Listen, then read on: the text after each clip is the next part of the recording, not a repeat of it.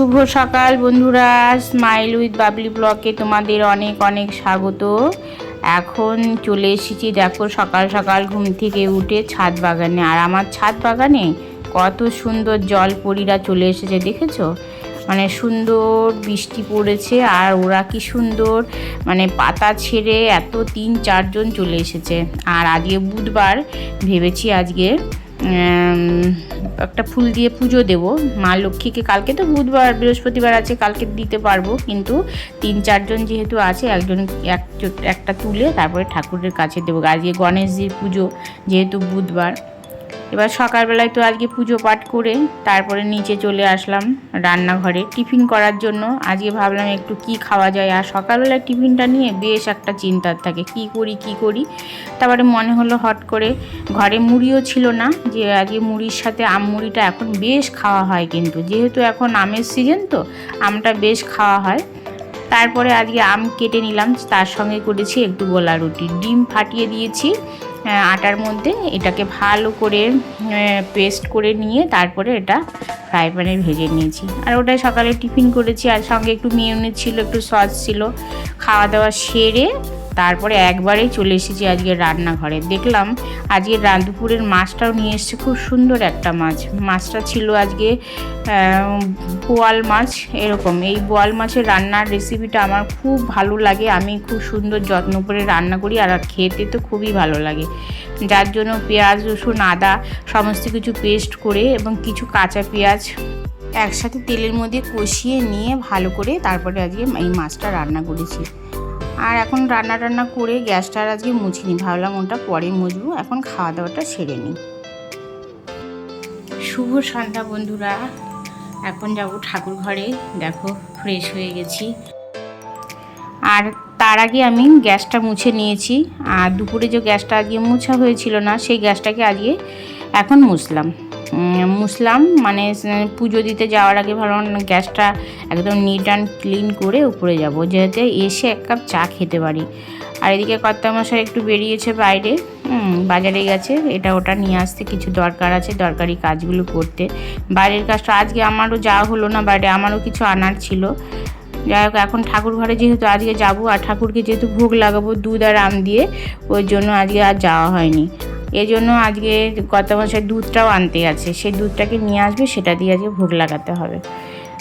আর এদিনকে ঠাকুরমশাই এসেছিলেন আমাদের বাড়িতে, সেই বলে গেছিলেন যে বুধবারের দিন অমাবস্যা থাকবে, তারা মায়ের কাছে একটু দুধ আর আম দিতে, সেটাই আবার দিয়ে ভোগ লাগানোর পরে আমাদেরকে সবাই প্রসাদ হিসাবে খেতে বলেছে। সেই মতোই আমি সব কিছু জোগাড় করলাম। আজকে সকালবেলায় দেওয়া হয়নি বলতে আজকে দুধটা আনা ছিল না সকালবেলায়, এই আর কি। আর দেখো কর্তামশাই দুধ নিয়ে চলে এসছে, আমও দেখো এখানে সুন্দর করে রেডি করে রেখেছে। এখন আমি ঠাকুর ঘরে যাব।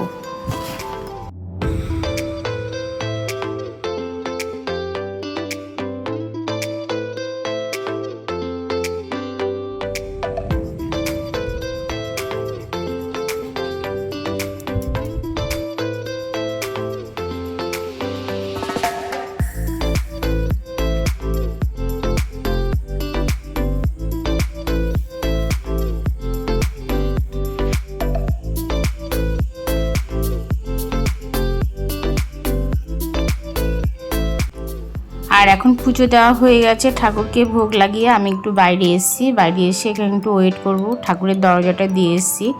ঠাকুরের দরজা দেওয়ার পর আমি 10 মিনিট ওয়েট করি, তারপরে ঠাকুরের খাওয়া হয়ে গেলে আবার দরজা নক করে তারপরে ঠাকুরের বাসন তুলব। সেই বাসনগুলো আবার ধুয়ে আবার পরের দিনের জন্য বাসনগুলো রেডি করে রাখি, যাতে পরের দিনে কাজটা এগিয়ে থাকে। আর ঘরের ঠাকুরের কাজ বলো, সকালে রান্নার ঘরের সমস্ত কাজ যদি একটু একটু করে পরের দিনেরটা অনেকটাই করে রাখা যায়, তাহলে পরে কি হয়, পরের দিনে উঠে আর অত মানে কষ্ট হয় না, আর সবটা একদম টাইম টু টাইমও হয়ে যায়, আর কাজটা করতেও বেশ সহজ হয়। তার জন্য এখন ওয়েট করছি, একটু পরে আবার ঠাকুরের বাসনটা তুলে ধোবো। এদিকে ঠাকুরের ফুল তো আগেই তুলে ফেলেছি।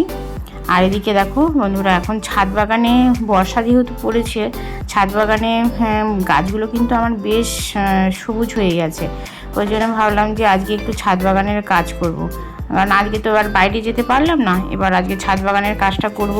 করবো বলতে বর্ষার মধ্যে গাছে গাছ তেমনভাবে করা যায় না, কিন্তু কিছু কিছু গাছের গোড়ায় ঘাস কিছু এটা ওটা সমস্ত কিছু হয়ে যায়, ওই জন্য সেগুলোকে তুলে ফেললে ভালো হয়। পিছনটা দেখো লাইট পড়াতে গাছের কালারটা খুব ভালো লাগছে আজকে।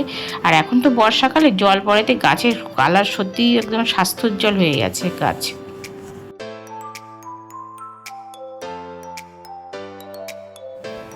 আর আমার জলপদ্মের যে গাছগুলো আছে টবে, সেগুলোর মধ্যে অনেক শ্যাওলা হয়েছে। বর্ষাকালে প্রচুর বৃষ্টিতে শ্যাওলা হয়, সেগুলোকে আবার ওভারফ্লো করতে হয়। আর এখন বৃষ্টির দিনে বৃষ্টি হওয়াতে ওভারফ্লো অটোমেটিক্যালি হয়ে যায়, কিন্তু প্রচণ্ড কালো কালো শ্যাওলা, সেগুলোকে একটু সরাতে নড়াতে হয়। তারপরে কোনো সময় মিলিবাগ ধরলে সেগুলোকে দেখতে হয়, সেগুলো এখন দেখে পরিষ্কার করতে হয়, তাহলে না গাছগুলো ভালো হয়। আর এখন বেশ বৃষ্টি পড়াতে অনেক কড়ি এসছে গাছে। আর এক একটা ভ্যারাইটিতে এক এক ধরনের গামলা এক এক ধরনের ভ্যারাইটি। এবার অনেকগুলো ভ্যারাইটি এবার আমি সবে মাত্র 1.5 বছর লাগিয়েছি, কয়েকটা ভ্যারাইটি নতুন এবার হয়েছে, মানে আগে এবারে প্রথমবারে হয়নি, সেকেন্ড টাইমে হলো। সেগুলোকে প্রতিদিন একবার করে দেখি, একটা করে করিয়ে এসছে, দেখে খুব ভালো লাগে আর মনে ভীষণ আনন্দ জাগে। কোনো কিছু জিনিস দেখবে লাগালে সেটা যদি একটা সাকসেসফুল একটা জায়গায় পৌঁছায়, তাহলে পরে কিন্তু মনে একটা বেশ আনন্দ হয়। মানে আগের বারে যখন লাগিয়েছিলাম প্রথম টবে, সেগুলোতে কিন্তু ফুল আসেনি, এবার সেই টবগুলোতে এবার নতুন করে করিয়ে এসছে। আর আমি রিপোর্ট এখনও করিনি, যাই হোক এবার রিপোর্ট করতে হবে। এবার এই সিজনটা হলে আবার নতুন করে অনেক বেশি ফুল পায়। এখন বেশি একটা ফুল নেই, একটা দুটো করে ফুল আছে, তবুও বেশ ভালো লাগে। তাহলে চলো বন্ধু, এখান থেকে আমার ভিডিওটি শেষ করছি। কালকে আবার একটা নতুন ভিডিও নিয়ে চলে আসব। আর আমার এই বাগানের কাজ এখনও চলবে অনেক সময়, করব, তারপরে গোছাবো, উপর থেকে নিচে যেতে অনেকটা সময় লাগবে। তাহলে আজকের মতো এখানে টাটা, গুড নাইট। ততক্ষণে তোমরা ভালো থেকো, সুস্থ থেকো।